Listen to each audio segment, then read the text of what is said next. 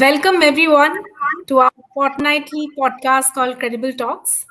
Credible Talks is brought to you by Comms Credible, an integrated communication consultancy.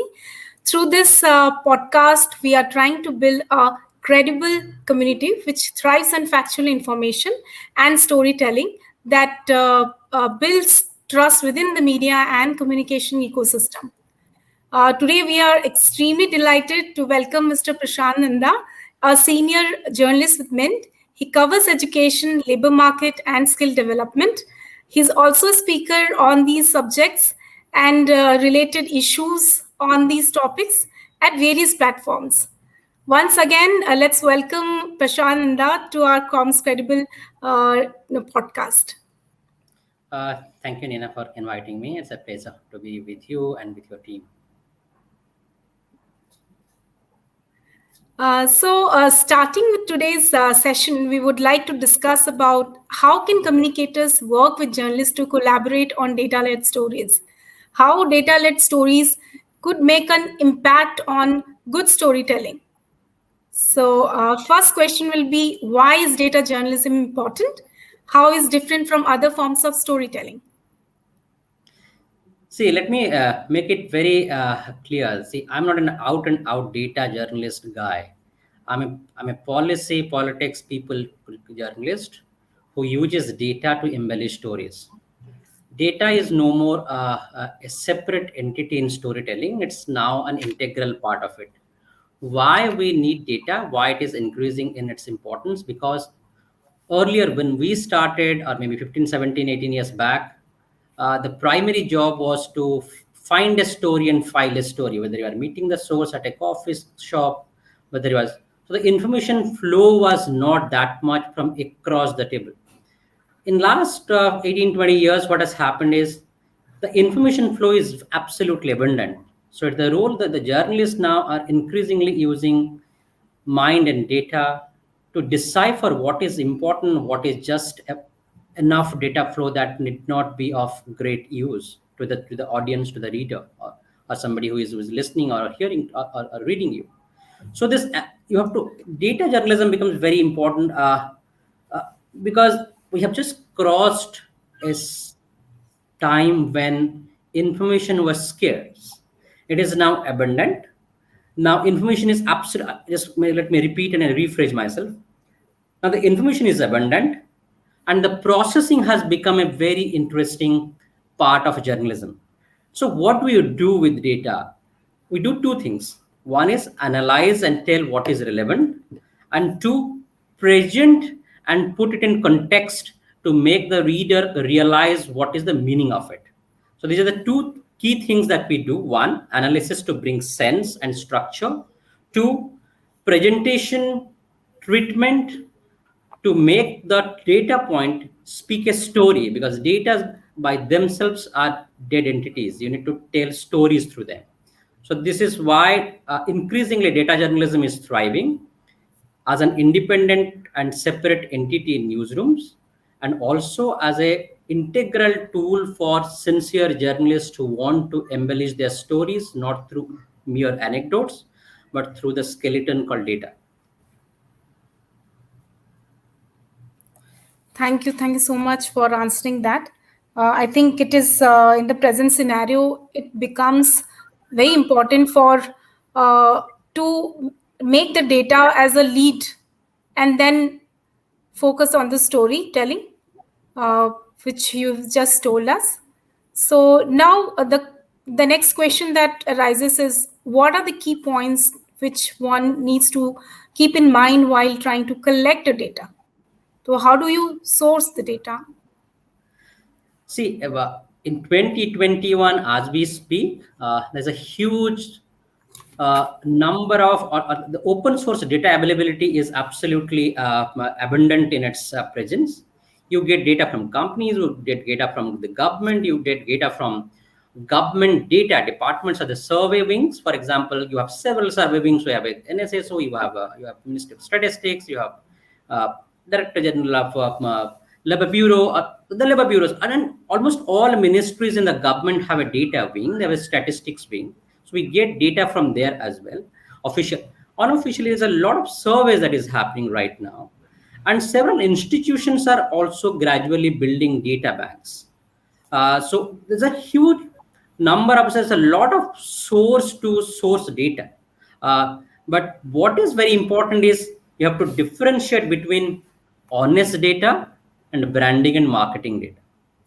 If it is honest data, and you as a journalist or you as a communicator know what is honest data and what is marketing and branding data. Data has also become a tool for organizational branding, which may not be of great use in a newsroom scenario. It may be a great newsroom in a different scenario in business decision making, but in a newsroom scenario, it may not be one of the uh, priority factors while deciding news points or news nuggets. But as journalists, we have to difference between what is honest data, what is marketing data, what is branding data, and what data is disguisedly to sold to you as honest data. So that sniffing factor has to be very, very clean on your head. What you are looking at it, whether this person is sending you data to tell the story that he doesn't want to spend money through the marketing channel, or actually this is an honest, sincere data collected through sincere efforts and people, than tabletop exercise to influence mind and readers. Thank you. Uh, Coming to another point on the same subject, when you uncover data, what makes you realize that this needs to be like taken a deeper look? What is that will make you interest to probe it more? See, when the data comes to us, anyone, if you are a fairly established journalist with a fair number of years of experience behind you, uh, by the face of it, you realize what is this data is all about. Two, three things that perhaps I will tell it for your viewers and listeners.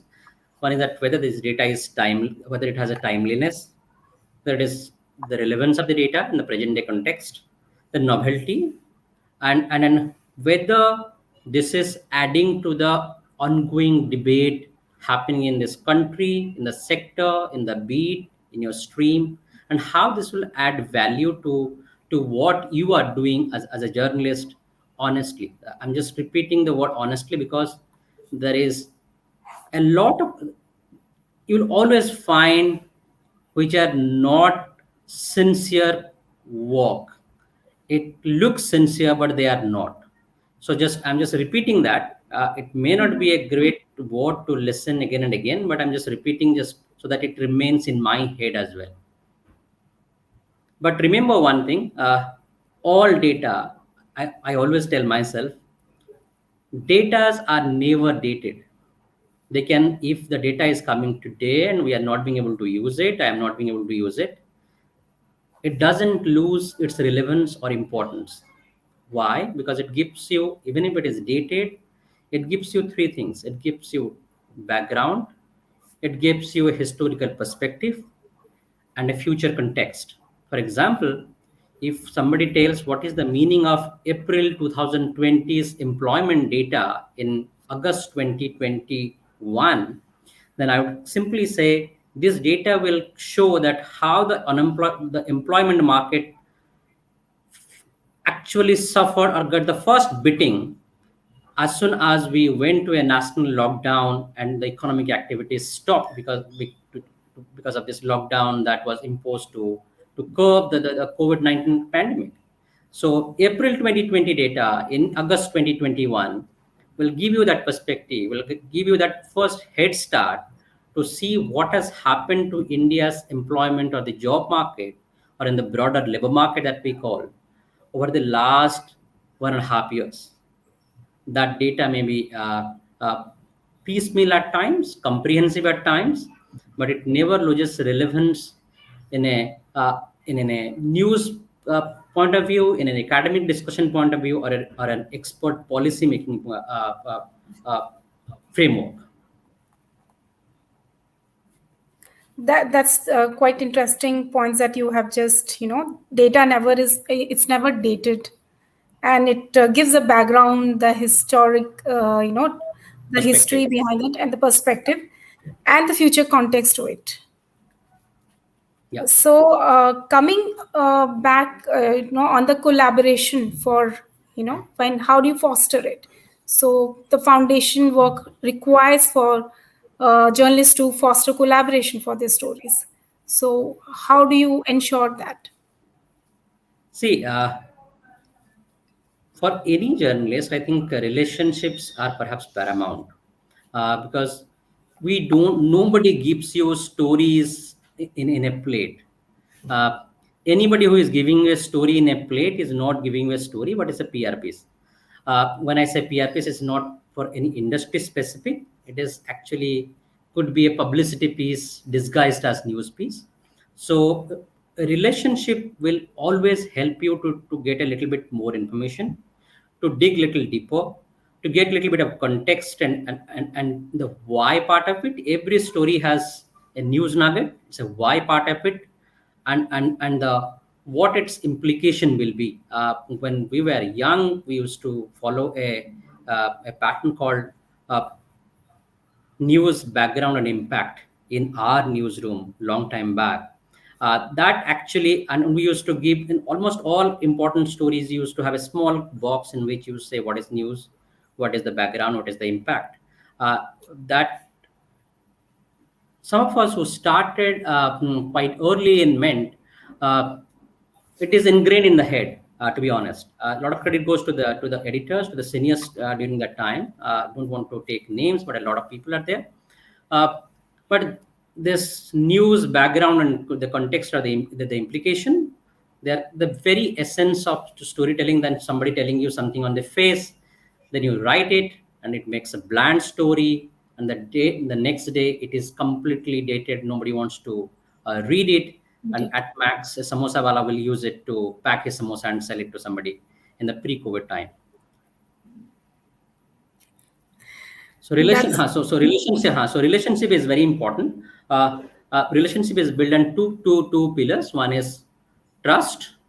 One is how you deal with the person in terms of information flow. Third, while doing personally professional interactions, you generally become very friendly as well.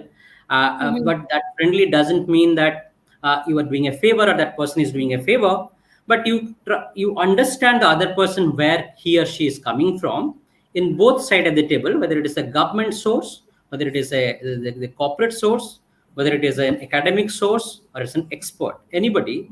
And you do talk, and let me tell you, while data journalism is very very important, it is increasingly becoming important. Those personal relationship, those talks and chats over a cup of coffee outside the office, that meetings outside the office hours are equally important, and those non-agenda interactions over phone, just to say hello and hi, they're equally important, like data sniffing, data scanning, and data presentation.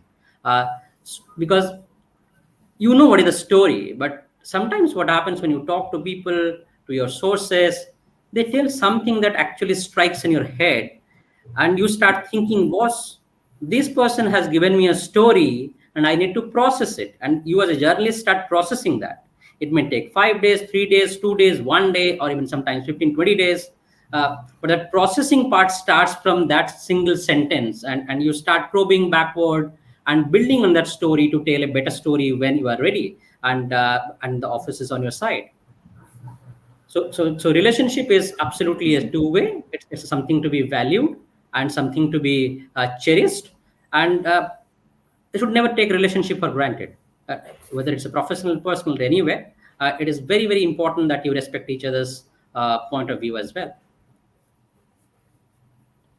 and also the professional, the background that we come from, because we all are adhering to certain quality and certain kind of commitments, while we have to understand the style of a particular journalist vis-a-vis the style of the news reporting that happens in the newspaper. So that is another aspect which you have mentioned very well.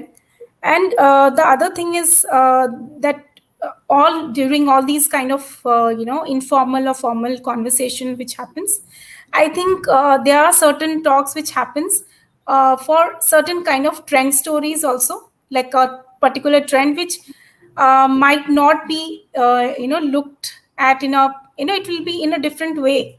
So it can be presented in a different way, and then the journalist can probe it later. So that's a very interesting part. So how, when you see from from a PR professional point of view, so how do you think they can also help the journalist to write such research driven stories? So what suggestions, or uh, probably what learning that they can take from you? See, all professions are important. I think journalists, PR, Copcom, those in the academia, the policymakers, the corporates, almost all complement each other on several at several platforms. It's not that only journalists are very good and others are not. We are part of a much larger ecosystem, and we complement each other in most of the time through our own professional work. Uh, so first, I want to say that for if you are asking about from a peer point of view, my first suggestion would be anybody who is talking to a journalist, please read a little bit before talking to a journalist, because what happens increasingly, especially the young brigade, they don't read. uh, they don't read what is in front of them. They don't read before sending an email. They don't read about the person they are talking to before calling them 50 times a day. So if you read a bit of your own stuff, that is, if you do your own homework, it becomes very easy for the person on the other side to listen and reciprocate. So if somebody is telling me that private sector, for example, let me give an example. Somebody says that company X is going to change the India's job market in next 6 months. I first reply I give is, first try to understand what is the job market, what is the labor market, how many people are there. Your company with 50 people will change a 520 million labor market is something that looks to me as a joke. So please read. So even if you are hiring 200 people, 300 people, 300 people in a 520 million labor market ecosystem means simply nothing. So don't say oversell products. Overselling products makes life difficult for a journalist, and for a person like me, dispels me. I either disconnect the phone. I don't want to be rude, but I disconnect the phone. I don't pursue that subject because I know 200 is definitely a big number for the person who is speaking, but in a bigger context, it may not be a great number. That doesn't mean this 200 number is not important. Is how you present and what you want to convey. Those things were missing in the young brigade. They don't want to read. The first thing that a lot of young communication professionals do is किसी भी तरह के उनको short change करके story निकाल लो. The story nikalna chakkar is very, very difficult. I know I'm just flipping into Hindi. I'm not a Hindi person. But if you're trying to gain through your short term jugglery, then you will lose that person. It's almost like investing in stock market without understanding what is this company is doing. So it's like you will burn your own relationship, you will burn your reputation. At the end of the day, all professionals work with certain amount of credibility on their side. So if you lose the credibility, then perhaps second time I will think twice before talking or taking forward. So if you know your fact, it's a great asset to me or to anybody, any journalist who tries to do sincere journalism. And a lot of people, what do they do? They insist. I do understand sometimes that why they're insisting. They have a job to do. There is a certain amount of pressure on them, and pressure from 3, 4, 5 sides. And journalists as a community are not great accommodative people. I know all these factors, and I also value from what they're from where they're coming. But boss, I need to have something credible in my hand before I go and talk to my boss about a story. So if the person is pitching a story or sharing an information, and that person is not convincing, then how will I get confident out of that data point, information point, to go and talk to my office where I need to convince my people? Okay, so it's a cascading system. So you have some people to you are accountable to. I have a certain number of people who are sitting on my hierarchy, so I am also accountable to them. So, and at the end of the day, when the paper comes out or a news comes out, and then I'm also responsible to the people. So it's a very tricky situation at the what can I, let me reiterate, be little prepared while talking.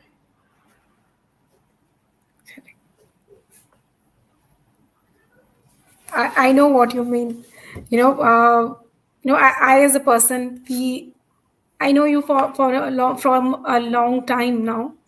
So whenever like I have to call you, I always try to read first and make my points very clear, and then try to speak to you. And it makes your job also very easy, whether you want to take it forward or not. So it is very important that we highlight few of those points after making a thorough reading. So Should I? that is I appreciate that, Nina. And see, I'll tell you one thing how I process stuff. No good journalist will like to lose a story. I personally would not like to lose a story. There is always a difference in the perception. What is not story for me can be a story for somebody else, because how that person views or processes that piece of information. But no good journalist will like to lose a good story. Whether it's and let me tell you one thing: a good story can be a negative story, can be a positive story. A story is a story. It doesn't have a caste system like us. Or it's not a religion of its own. correct. A story is a story. It has to be told the way it is. It needs to be told. Can that be improved, embellished? Of course, that can be improved and embellished any second day. But nobody, especially me, would like to lose a story to a colleague, to a field colleague in other organization, or to regret after 3 days, boss, I missed this story. So this is Yeah, reporters carry the news in the head even if the office is over. We are 24 into 7 creatures, to be honest. We may not accept it. It is very taxing on the body and the mind, but our head continues to work, because if it is not continuing to work, how will you produce a story the day after producing 4 stories a day, or 3 stories a day, or 1 story a day? So you're constantly working on the back of your head, whether you are sleeping or whether it is out of your office having a cup of coffee. So just one thing from my point of view, I would not like to lose a story. Sometimes I'm overworked, sometimes I'm less worked, but no good story I would like to lose. So there is no bias, no subjectivity in what I say. I feel it's not a story. I just tell on the face, boss, it's not a story, so that you save your time. that's correct. You have like made it very very clear and very valid points actually. So coming to another question, like what are the factors which you have already mentioned? However, like if someone is they want to collaborate for a new story, what is the key factors, like how a person can pitch to it towards? Okay. Let me answer this question by putting your previous question in the background as well. See, Okay. I personally don't think an external or internal communication person uh, should help journalists write a story. It is the job of a journalist to write a story. He or she gets paid to write a story, to do research, to present a story in most objective way possible on his or her part. What is expected from communication professionals and friends in that industry is, you give us clean information. Don't hesitate to say no, that we don't have the Mhm. information in time. Don't put people on hold, people like me especially. Don't put me on hold. And से upfront boss, ये data मिलना possible नहीं है, या ये information मिलना possible नहीं है, then I know that I will find it from some other source. If you put on hold, so what I expect clean communication, honest set of informations, and please respond in time, whether you have that piece of information, whether you can provide that piece of information or not. because sometimes we are extremely chasing a very very stiff deadline. Sometimes we are asked to do a story at, let's say, for example, 4 o'clock, and asked to deliver a story at 5 o'clock, or sometimes at 8 o'clock to deliver a story at 9 o'clock. So in an hour you have to write a story, to find a story, to verify a story. So if that 1 hour becomes a very crucial time for us. Somebody says कि आप मुझे 2 दिन पहले बता देते तो शायद मिल जाता, but I completely agree what when people say that. But that 1 hour I can't go and tell my office boss story नहीं हो रहा है. Okay, so if it is happening, it is happening. If it is not happening, I have to tell them also the story नहीं हो रहा है. But before that, I need to tell myself, boss, I failed to deliver the story today. So this acceptance of failure at your own part, and the courage to tell office that I can't deliver, needs a lot of clarity in the pipeline as well. That is quite a tough situation for the journalists as well. All of Yeah, us, yeah. for everyone in the ecosystem. But Yeah. yes, these are the things that we all need to keep in mind before we, adhere, or we actually commit towards, a certain story to a journalist. Yeah, So, absolutely. there's another question that we have, framed it for you. So, what is the risk involved when collaborating for a story? Is there any instance that you have been able to collaborate for a story, and was there a risk involved in that? It was over the last 17 years. I think I just completed 17 years in the active journalism space. In 17 years, I have faced several awkward situations where I have collaborated with a story. We did the story, that person backtracked after the story publishes. The organization takes me to task, saying that you did a wrong story. But I know that it is not a wrong story and I stand by it. That is when it pinches you as a professional. Like, you realize that two sets of people are against you when you are correct. That is a situation you never want to be. I don't want to take the name of an organization. I think long time back, I think 10, 11 years, I think 10 years back, I went for an interview. I did a story out of the interview. It is an formal interaction. I made a mistake of not recording it. I had a long chat with that person in that person's office somewhere in Delhi. I came back, I filed a story. My office took it in a page one. The next day, that person retracted, says he didn't or she didn't say this. That created a ruckus in the office. What happened, that is not supposed to be spoken in public. That person has told me after that 5 times that it's a mistake on her part, on his part, from her office part. But let me tell you, I've never gone back to that organization or to that person for last 10.5 years. When it hurts you for being correct, I put a full stop there. And it's a very clear instruction. Even if I lose stories, I'll take it on my stride. But that person and that organization was completely off my radar. And I'm telling you, 10.5 years. 10.5 years, I have not done a story with them. And I will not do a story with them till I feel convinced that this person treated me badly. It put me down when I was relatively young in the organization. And I never forget stuff. I forgive a lot of stuff, but I never forget people. And especially those who try to shortchange you, despite you being honest. So 10.5 years, no story with them. No story means no story with them. This is how I operate. Some of my office people know about it. And most of them did not know about it. That's absolutely fine. It's my professional life. I know how to deal with it. Absolutely. I'll take responsibility of what I do. It's just one example. I just gave a 10.5-year-old example because I don't want to give a 3 days old example. And the person knows whom am I talking about. Okay. No, that is understood. Hello.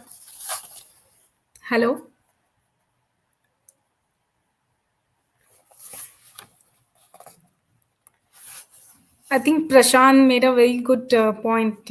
So trust becomes very important, and he reiterated during the first half of the conversation.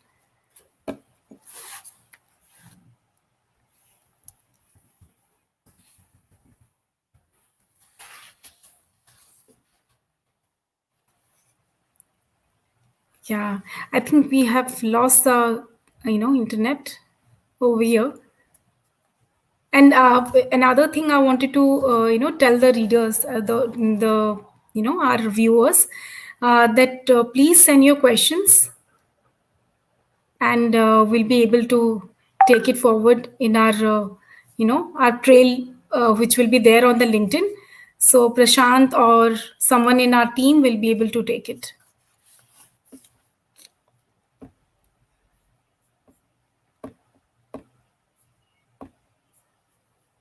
And I think we have lost the internet I right think now. Yeah. Hi, Prashant. the broadband snapped. Yes, Yeah. yes, little bit. So yeah, I think you have made many good points, and referring to the experience that you have shared, I think trust becomes very important, which in the first initial part you have already mentioned. So I think we'll not take more time.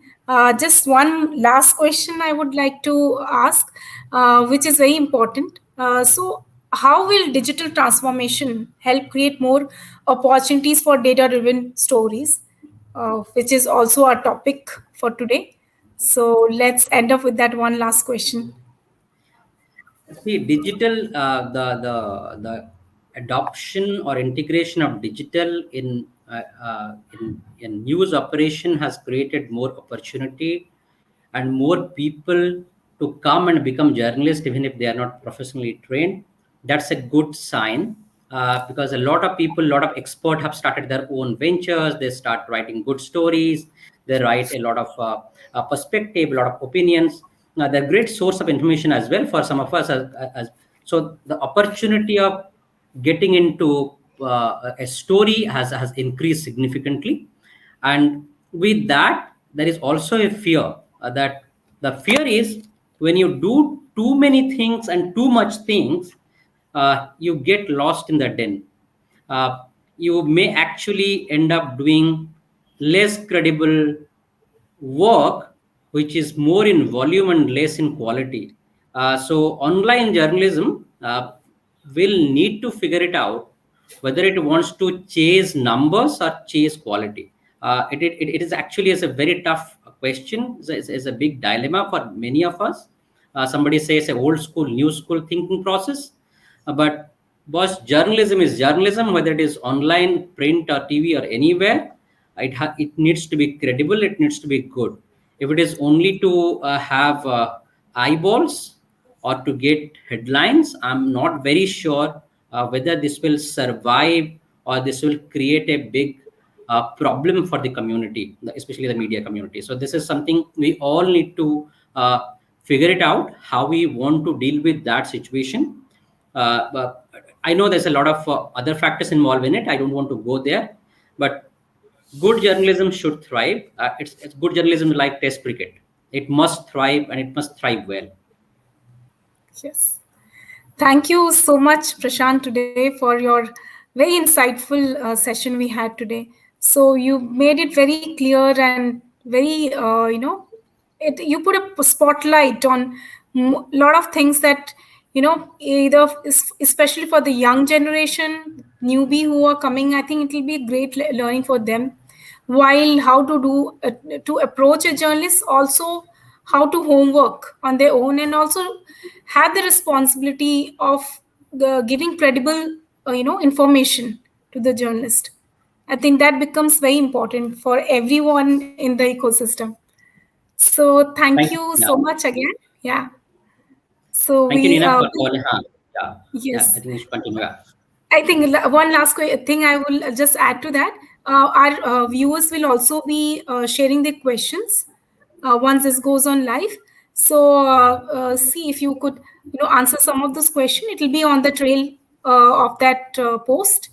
So, and we'll Sure. happy to have people watching us. Thank Yeah, you. absolutely. Absolutely. Thank you so much, Nina. Great chatting with you. I think we all are working for the bigger media community, and let's do good work. Thank you so much for bringing me on this platform. And let's talk more, let's do more stories, and let's work together well. Thank you so Thank much. you. Thank you.